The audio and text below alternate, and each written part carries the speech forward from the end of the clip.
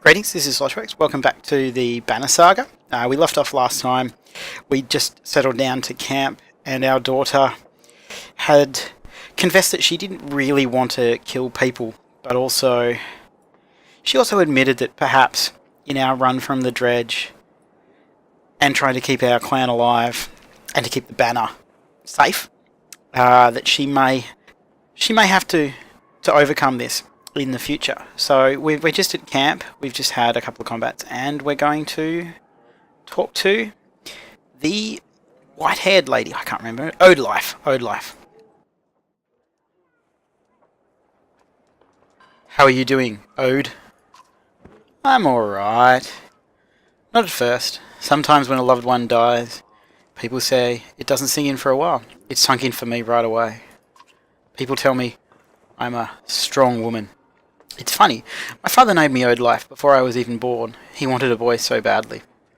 A strong woman. What does that even mean? I never cared for that expression. It means you're going to be okay. Yeah, I like that one. That's comforting, and it feels that's the right one we should say. That's not being strong. That's just being. If I feel nothing about my husband dying, people think I'm strong. If I cry because my insides feel like they're on fire, I'm weak. Why does that feel so backwards? I'm sorry, Rook. It's been hard. Your husband died. Of course it's hard. You're not really sure what to say. In the many years you've known the chieftain's wife, this is probably the most you've ever talked. You asked me to come find you? Yes. It's about the banner. I thought about it for a long time. He asked me to give it to you, if something happened. Why me? Your family, you should carry it. What would you have done? I'll say why me. He always depended on you, Rook. It should be mine. I could carry it. But I thought about why he named you. I get it. They won't follow a woman. Families would leave. Our banner would be divided.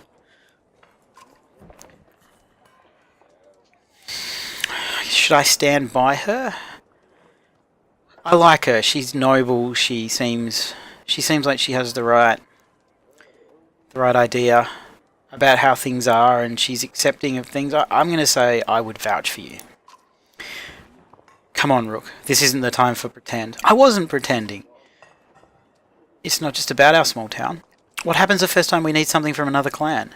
How will that go? And the first time someone thinks they can take advantage of us? I think this is what has to happen. Now, I like this. Maybe this is what it means to be a strong woman. This seems like the noblest response to this woman who's basically she's accepting that she can never be what she can never do what she knows she really could do if the world was different. So, I like this one. She looks sideways, eventually giving over a timid smile. I'm not sure if that's the dumbest thing I've heard or the sweetest. Listen, I know how this dragged out. The truth is, my husband and we could never have a child. I don't want our banner to end here. It'll be safe with you and Alette. I know you're going to take care of her. She puts her hand on your shoulder as she heads back to camp. Whew. Did people level? I think they did.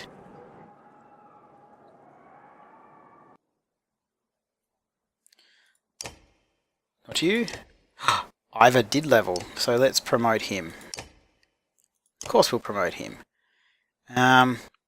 He's been doing the majority of our damage to... So I think I'm going to put both of that in break for him. And... Mogan leveled. Yes, 5 renown.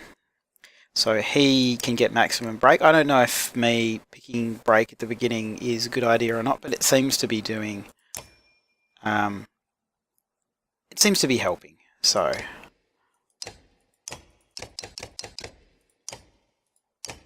Do we have an extra one? Nope, everybody's using one. Rook still hasn't leveled, that's crazy. He's the chief of the clan and he's level 1.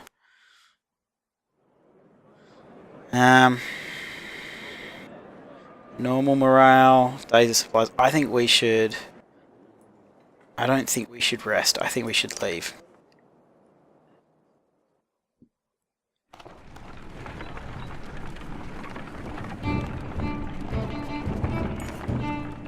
At a small split in the trail, a few fighters stop to speak with you, each carrying a single pack. We recognise this place, one man says. Spent several years here with some kin. If they're still around, we have to warn them of what's coming. With luck, we'll find you again in less than a week.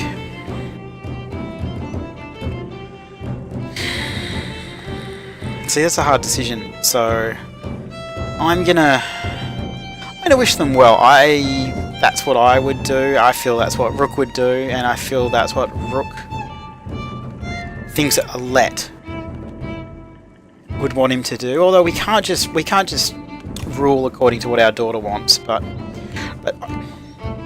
after all that, I think I will. I'll go with wish the fight as well. You nod your understanding. Kin is kin, you say. Do what you must to protect them. The man claps you on the shoulder, and the fighters depart. So we got 5 renown. We lost 8 fighters.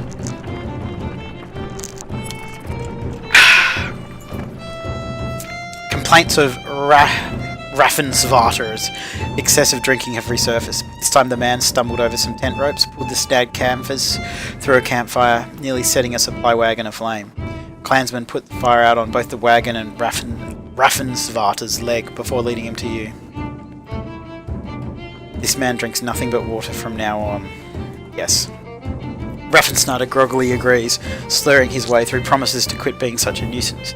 Many of the onlookers snort or roll their eyes, but go back to their business. Somehow you doubt it'll be long before Raffensvarter manages to find another drink, whether you'll allow it or not. Seriously, I mean, Vikings, that's what they did. I can't really tell him not to. Dredge, shouts a man from the back of the caravan. It's Raffensvarter. The unabashed drunk, staggering toward you, looking not entirely sober. He screams again, pointing to the trees in the distance. Fear races through the caravan as fighters pull their weapons. Scouts return with no sightings, and furious men surround Raffensvarter. Scout have found nobody. Should we let our clansmen deliver justice, or should we banish the drunkard? I reckon none of these choices really. None of them really seem to have no negative consequence. If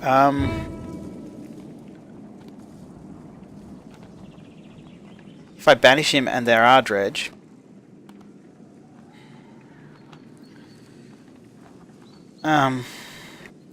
okay, deliver justice.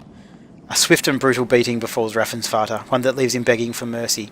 The next time he is offered mead, the man shies away in fear. As for the rest of the caravan, everyone seems pretty satisfied. And now we're attacked by dredge, and we all feel bad. Once a strong, thriving city, the walls of Frostvellir now just keep the howling winds at bay. With luck, they'll hold out against dredge as well.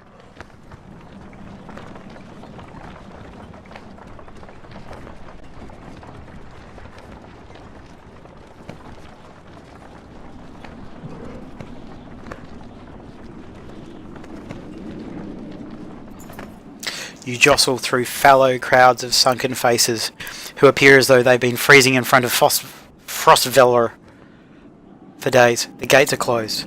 You come to a stop at the bottom of the hill. This is not looking good. Why are there so many people in the fields? We cannot stay outside in the open like this. Odalife finds you amongst the many refugees. Rook, I just talked to some of the women here. Nobody's being let into the city. Why? It's overrun with Varl from Blotzbalker, Greyhorn people from Vitra, all the nearby villages. The dredge are everywhere. And the chieftain of Frostvellir has locked himself in his great hall. That's when they closed the gates. When the dredge come, these hills will turn red. We have to get in there. Okay. We are gonna get... No, we're getting in. I can get that gate open. Let's see if maybe there's another way before we start breaking down gates. I wasn't going to break it. Just push really hard.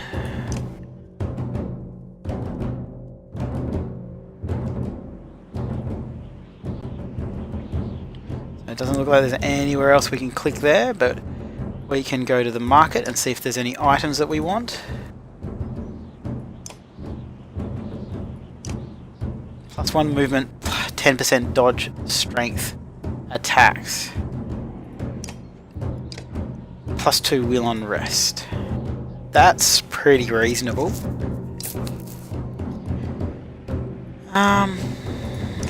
Okay, so we'll get that. I like that. And no, we won't get that though. Maybe we will get down to 25 renown, get some days of supplies, and we'll go into the heroes and we'll just put the items on them quickly.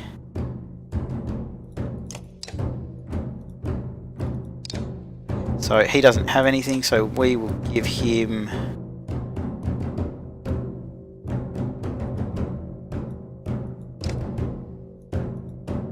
where's the other ones? I didn't buy the one armor one. Going crazy here. 2 will on rest for him. Okay, that's probably all we can do in there. We'll jump back out, and I guess it's time to go to the gate. I can't see anywhere else we can click. I can't see anything else that we can actually do. We have weak morale though, but I don't think resting outside is going to really help us. You approach the gate, where hundreds of people have gathered. In the trodden bloody space in front of the doors, several pincushion bodies lie unclaimed, as though they simply belonged there. Archers up on the walls make it clear that nobody will be getting in. Men and women below intermittently call for mercy and reason, when they're not flinging stones and curses. Let's leave the gates and try something else. You leave the crowds and head back down the hill. There are a lot of people gathered around the rest houses, says Udlife, pointing. Maybe we can find help there, or at least make ourselves useful. So we'll go to the rest houses. That's what I didn't think we should do. You spend a whole day at the rest houses. Everyone gives you the same story. The chieftain just shut himself in his great hall and closed the gates. There are a lot of wounded people here. Adds Alette. We could help them. The rest house is overflowing with refugees, the sick and wounded and noise. Settle in for the long haul. Nope. We need as many people as we can, so I say let's tend to the wounded. Alette and Odelife spend the day, along with others, in your caravan treating wounds, most of which came from the archers at the gate. I overheard from one woman that the city has been sending carts with food around, Odelife tells you. Could be a way in? Iva replies. Next time they send a cart, we bring it back in. Odelife protests. Aside from leading to a fight, it would probably mean no more food for the refugees. We will wait and confront them. Yep, let's do that. Keep your sword down until we need it, you tell Iva. We'll make a deal unless they're looking for a fight. Early the next day, you spot another cart leaving the gates of the city. After they've thrown their scraps to the refugees, you approach.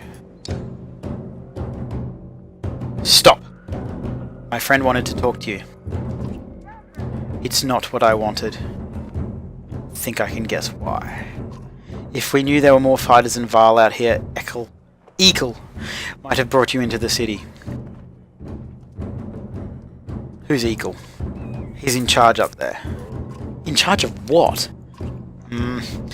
Better let him explain.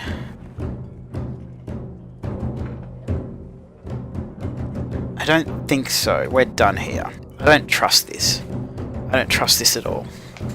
Onuf shakes his head and gets the cart moving again. They head back to the gates. What was that about? At worst, we could have taken them. Didn't sound right. See, now, I agree, Rook. I think there's something going on. There is something going on up there. Then I think we better dig in and figure out what to do next. I think think you're right. This is just... They're leaving us outside. Chapter 3. Little did they sleep.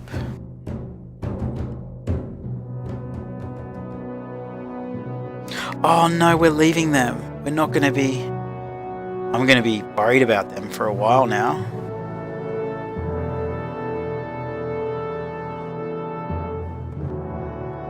Hakon, we're back. I was able to get about as many warriors from Strand as you wanted. And more weapons. Extra supplies too. Plus 100 Val, plus 100 fighters, plus 200 supplies. Oh, these guys are awesome. You perk up, just now realising Moger has been talking to you. Since Vognir died, everyone has been looking to you to make the decisions. It's exhausting. Hakon?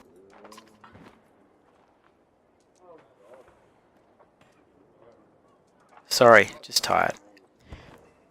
I was saying the Val we sent to Strand have returned. The governor gave us most of what we wanted. Good enough. Much resistance from the governor? Some. I don't think he was happy about us buying his fighters using his own money. He also insisted we take on a lackey of his to watch over his property. A man named Eric. Eric? I met him. He seemed competent enough. Regardless, the governor will have to get over it, unless he wants Dredge crawling through his streets. We've put down every slag that has wandered through here while you were gone. Enough flapping of mouths, then. You're sure that wound is healed, Luden? I agree. Enough has already gone wrong. If something happens to the prince on a mission of peace, the alliance, it would rot. Or worse.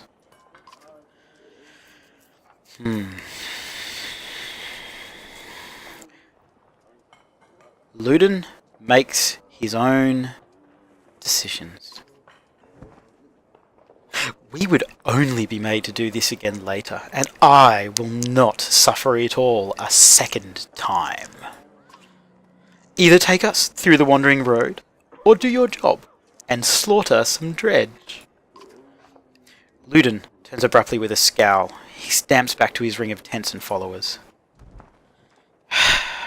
Wandering road's not an option with this many. I could crush that boy's skull with one hand. If Luden won't be deterred, you'll have to deal with it. Do not let Luden get to you. Let's go. I'm sick of looking at this dump. What do I tell the warriors, Hakon? Tell them we will cover the mountainside in Dredge bodies. Good. Give the word and we'll set off.